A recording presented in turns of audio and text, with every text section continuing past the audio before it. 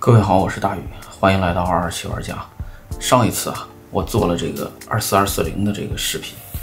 有的朋友就一直在说这个28-200这个镜头，今天它来了。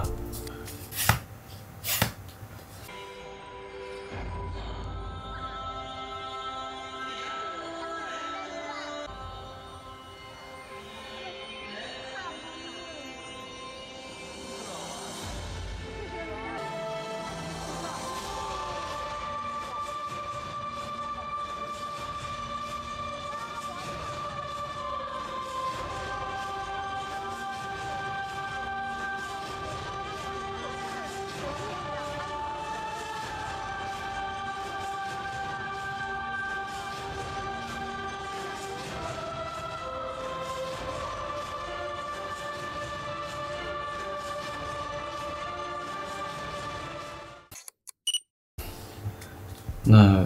可以看到这个28-200和腾龙的这只2875我如果不露出字就这样让你们猜的话，是很难猜出来的。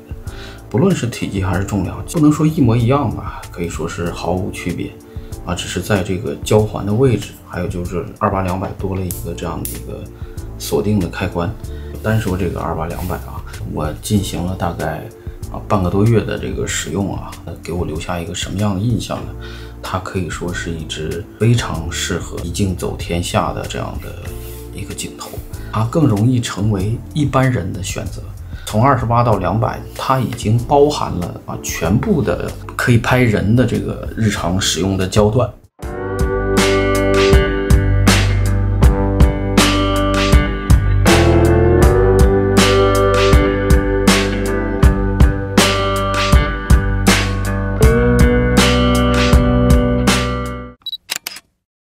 跟我之前用过的这个24240比，28-200有3个显著的区别。第一个区别就是重量和体积的变小，重量和体积明显是不一样的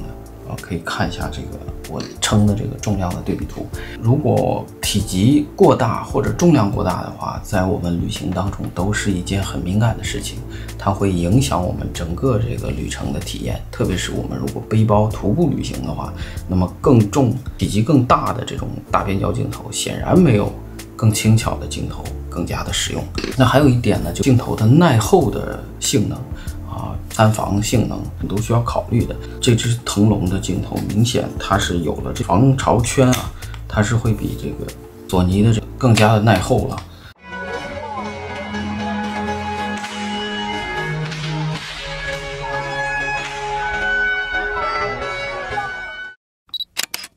对焦方面腾龙作为这个副厂镜头，它的对焦还是比较准确的特别是配合像 ZV-1这种有 AI 对焦的机型像这些舞蹈演员他们不论做出怎样的这种奇奇怪怪的动作它都是可以稳定的对焦的哪怕是像杂技这种场景这3个人已经做成了这个完全看不出来的这种形状但是依然可以准确的对焦并且在变焦的同时也能对焦只是对焦不如原厂镜头那么好稍微差一点，但是总体上还是可以接受的。画质方面呢，我们就来对比一下同样是大变焦镜头的索尼的这个24240，另外呢也对照一下腾龙的这个2875一代和索尼的70-200F4 的2代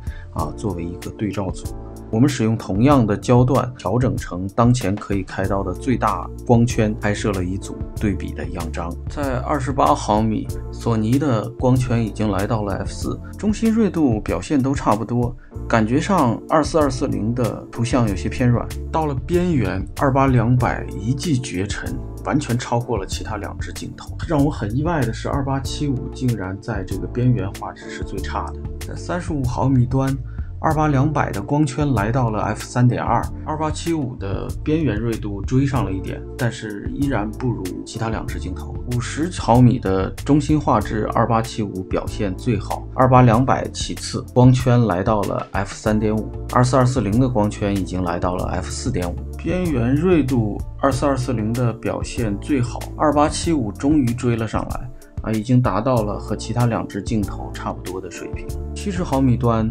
24-240的光圈来到了 f5.6，28-200的光圈来到了 f4，这2支和大光圈 f2.8的2875达成了平手。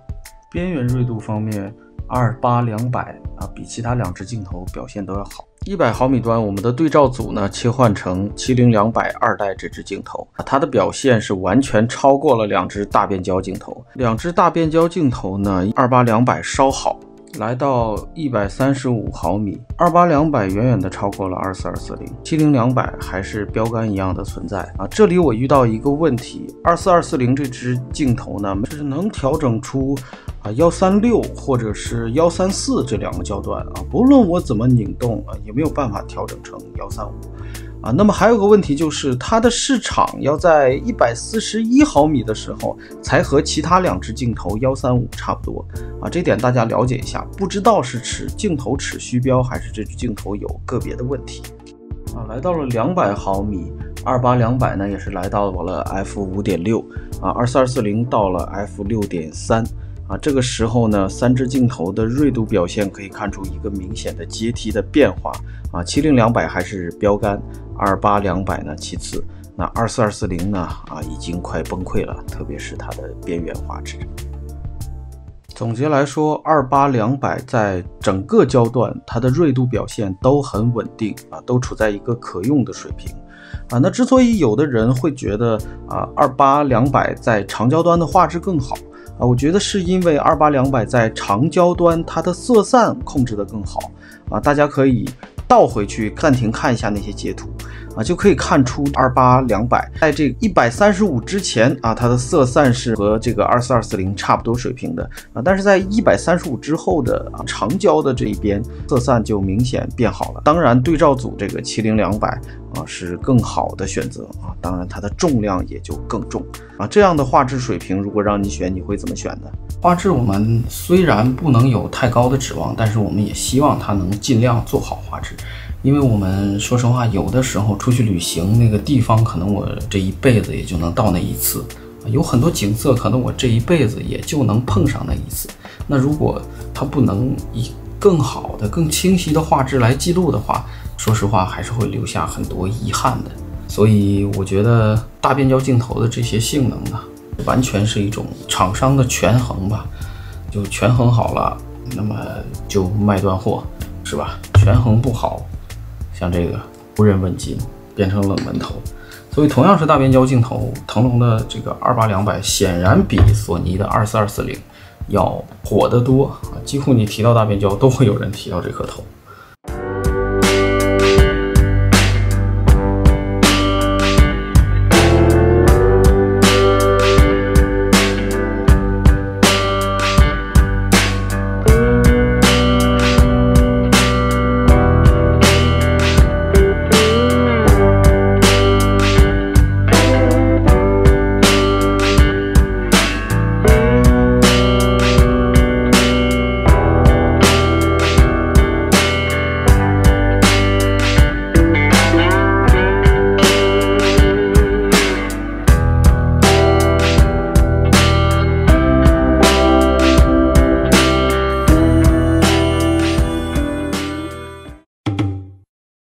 如果旅行只能带一颗镜头的话，你会选择哪一支呢？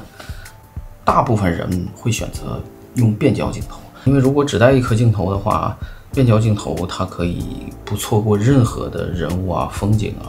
可以随时的记录，上手就拍也方便，而且在整个的过程当中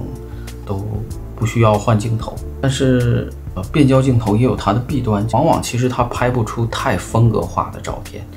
那么定焦镜头有什么好处呢？一般选定焦镜头的都是比较厉害的人，就大师之选才会选定焦。使用定焦的话，容易脱离我们一般人旅行的意义，因为如果你使用2支以上的定焦镜头，那么你势必是需要换镜头的你就需要停下来去专心致志的在这个设备上面，从而其实打断了整个旅行的状态。所以我觉得是有一些丧失了旅行的意义的。当然如果你是一种以拍照为目的的旅行那另说。所以我自己如果在面对一个以拍照为意义的旅行，比如我去一个什么古镇啊，我的目的就是要拍照片。这个地方可能我也去过，或者古镇我已经见过很多了，所以我会选择一些定焦镜头去拍摄一些固定的或者漂亮一些有风格化的这种照片。但如果我带着家人去一个我从来没有去过的地方去旅行的话，那我更大的可能性是会使用腾龙的这支28-200，或者就其他的大变焦镜头。这里就说，其实就是我是工作用还是家用的问题。所以我觉得腾龙包括所有的这些大变焦镜头呢，它是更适合家用的镜头，而不是职业用来拍摄用的镜头。说一下这个拍摄场景我们首先把它已经定位成一个是家用的镜头。那么在家用这个镜头的时候呢，一般我们就会拍大概就是人物和风景这2种。那么我们在拍人像的时候，这个镜头非常的棒，因为它在28这端有这个2.8的光圈所以它在拍摄我们自己家人的时候，你不论调到这个35还是50它的这个图像效果也都是不错的。那如果要是拍摄远处一点的人，比如像我的这个孩子他在这个游乐设施里玩，那我也可以拉到长焦来拍这就像拍别人一样，就街拍。有的时候其实你调到200端街拍的时候，就也没有那么大压力，因为毕竟离别人也比较远嘛，不需要交流，所以直接就可以拍。这支镜头我认为还是非常的实用的只是它没有像70-200这种镜头那样的大的光圈或者那样高的一个素质我这支是70-200 f4 的2代，这个镜头待会儿再说。这个镜头有更好的功能，就在微距上面那我是买来做微距镜头用的并没有用它街拍过像这种镜头其实它的长相已经有点这种白色的这种长相就有点偏专业了。就它在这街拍的时候还是会给人一定的这种压力的。同样，如果调到这个200端我让大家看一下你觉得这2支镜头哪个更可能温柔一点更让人产生的压力小一点呢？那显然是这支腾龙的，是吧？所以一般呢，我们家庭使用拍孩子、拍风景，那28-200呢，其实是很胜任这种工作的不论是远处还是近处拍风景还是足够的像这个我用的这种录像的这种 ZV-E1 的1200万像素或者是这个 A7-4 的这种3300万像素画质觉得还都是可以的。拍美食、拍照验读这个环节呢，那么腾龙有一个优势，因为它这个在28端它几乎是有一个小微距的这种感觉，它对焦距离非常的近，所以它拍实物的话是可以拍出那种比较好的这种效果的像我就勉为其难自己炒了盘菜拍了几张照片大家看一下。户外呢基本上拍风景夜景白天我都拍了一些这种照片，大家可以看一下。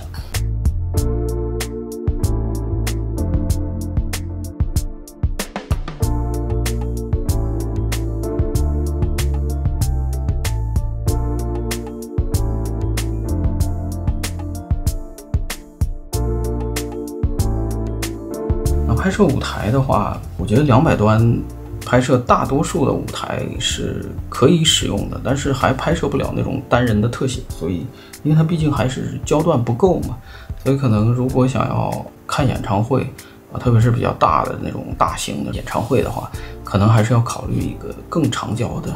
我个人是建议考虑一个600左右的这样的一个镜头。那么200呢拍舞台它也是可以拍出一个这样的效果吧，因为在家庭出游的时候偶尔会观看一些演出，什么马戏团这种长焦画质是这个镜头值得称道的一点它用是绰绰有余的，而且非常的稳不会出现奇奇怪怪的问题。如果说24-240这颗大变焦镜头是镜头中的学习机，那么28-200算是镜头中的家用电器。说完这颗镜头我们还是要说一下旅行的意义吧。其实很多人说人生就是一场旅行，我现在还记得去年的4月和5月，我笨拙的用千辛万苦团购来的面粉、奶油这些材料给家人做了2次生日蛋糕。虽然那个蛋糕的外观和口感都着实的很差劲，但是那一刻，那个蛋糕真实的给我们每个人带来快乐。后来解封的第2天，隔壁楼的邻居啊，他们在天才聚餐，于是我翻出了当时家中仅有的这颗镜头，就是24-240，拍下了这张照片。虽然这颗镜头啊，在240端的这个画质啊，拙劣不堪啊，但当我把照片发给邻居时啊，我们都很开心，因为我们共同经历的那些苦难和欢乐，都在那一刻被定格下来，留在照片里，也留在我们心里了。大变焦镜头啊，就像我做的蛋糕，它能及时供应我们的需求，虽然不够准确，但是足够及时，就像家人的爱，朴素而又不可或缺。所以腾龙28-200，它是一颗给我安全感的镜头。旅行的时候呢，带着它，我就有一种稳稳的幸福。好，谢谢大家如果你觉得这个视频对你有用的话，欢迎点赞和关注我是大宇，再见。白衣少年过去吧。哎呦我，哎呦我，白衣太危险了我。